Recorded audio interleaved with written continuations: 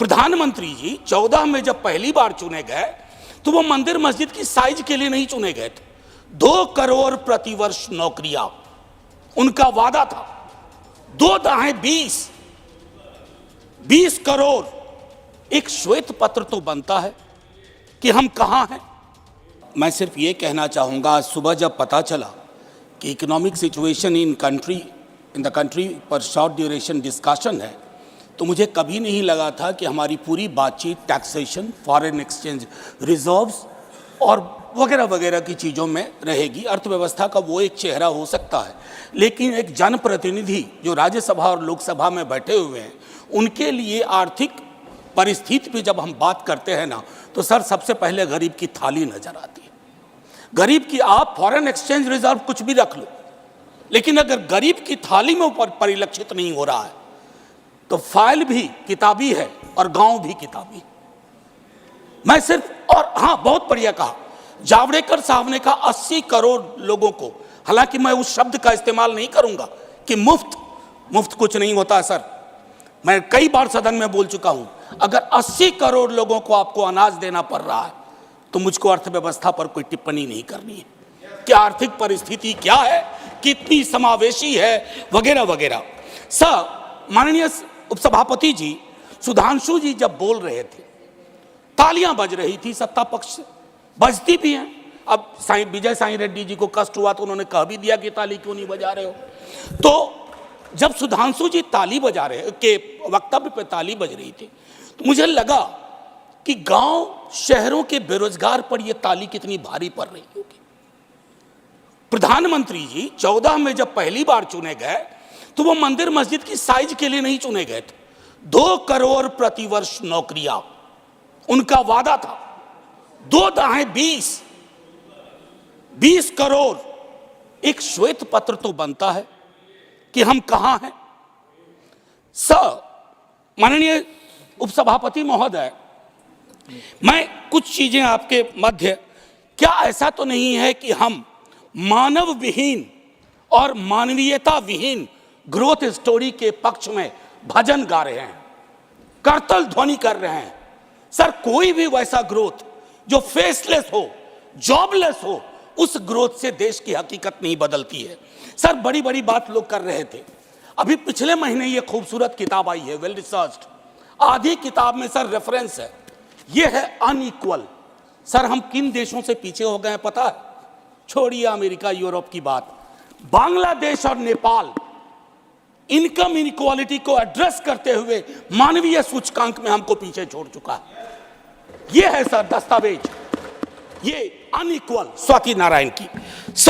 बीते दिनों बिहार में एक जातिगत सर्वेक्षण हुआ। मैं चाहूंगा तमाम हमारे भाजपा के मित्र, उनको ना उससे मतलब ना हो, उसके प्रति विरोध हो, लेकिन एक बार उस दस्तावेज को पढ़िए, क्योंकि उन आंकड़ों में नंबर के बाद आर्थिक सामाजिक परिवेश भी जाहिर हुआ है। और तब प्रधानमंत्री जी, पुनः ले जाऊंगा 14 में बिहार गए थे, बिहार को स्पेशल स्टेटस की बात वो करके आए थे, हाजीपुर, दरभंगा, पटना। सर, बिहार को आपकी जरूरत है माननीय सत्ता पक्ष। बिहार के पास रेवेन्यू के साधन कमतर हैं। बिहार को लेबर सप्लाई स्टेट के नजरिए से मत देखिए, बिहार को स्पेशल स्टेटस दीजिए। क्योंकि अगर आप इस किताब का विश्लेषण करें, सरकार के आंकड़ों का विश्लेषण करें, तो आपको साफ दिखेगा कि बिहार, झारखंड, उत्तर प्रदेश और मध्य प्रदेश देश के बाकी राज्यों से पिछड़ रहा है। उसके अलावा दूसरा पहलू कहता हूं माननीय उपसभापति महोदय, इस किताब में बाबा साहब भीमराव अंबेडकर को धृत किया गया है, नॉर्थ साउथ डिवाइड के संदर्भ में भी। और ये पुरानी बात है सर, एफडीआई को ही देखिए कि नॉर्थ में कितना, साउथ में कितना, तो ये फर्क आपको साफ नजर आ जाएगा। इसलिए मैं कहता हूं कि बिहार को नए नजरिए से देखिए। जो शुरुआत वहां के मुख्यमंत्री नीतीश जी, तेजस्वी जी ने की, आप हैंड होल्डिंग करिए और स्पेशल स्टेटस दीजिए। दूसरी चीज सर, अगर मनरेगा में रूरल डिमांड बढ़ रहा है तो रूरल डिस्ट्रेस को एक्नॉलेज करिए। उसको एक्नॉलेज किए बगैर बात नहीं बनेगी। उसको डिनाइल से अब कुछ हासिल नहीं कर पाए। पॉवर्टी इंडेक्स पर आपने कई वर्षों से काम नहीं किया।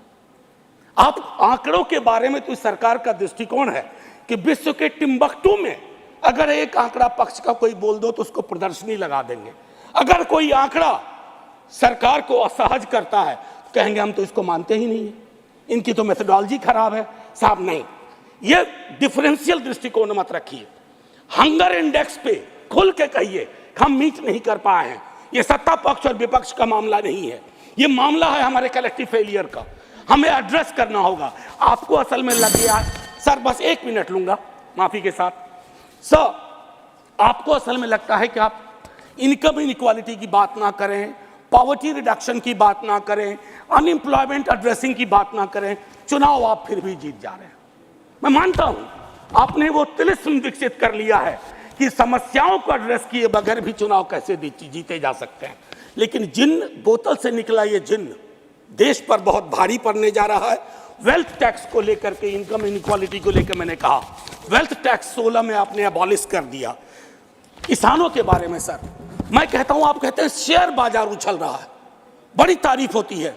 सर, शेयर बाजार उछले और एक किसान आत्महत्या कर ले, एक युवा बेरोजगार आत्महत्या कर ले, तो आप किस चीज को कहेंगे सर? और कुछ नहीं कहना चाहता।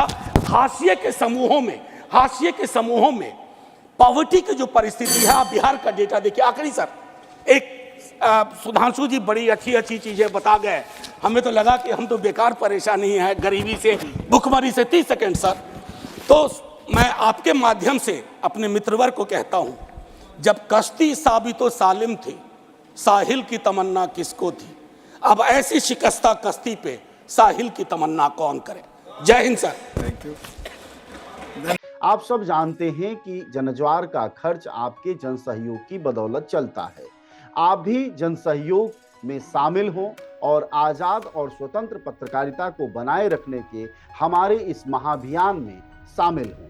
हमें इंतजार रहेगा आपके सहयोग का, क्योंकि आपका सहयोग ही हमारी मजबूती का सबसे ताकतवर रास्ता है। धन्यवाद साथी।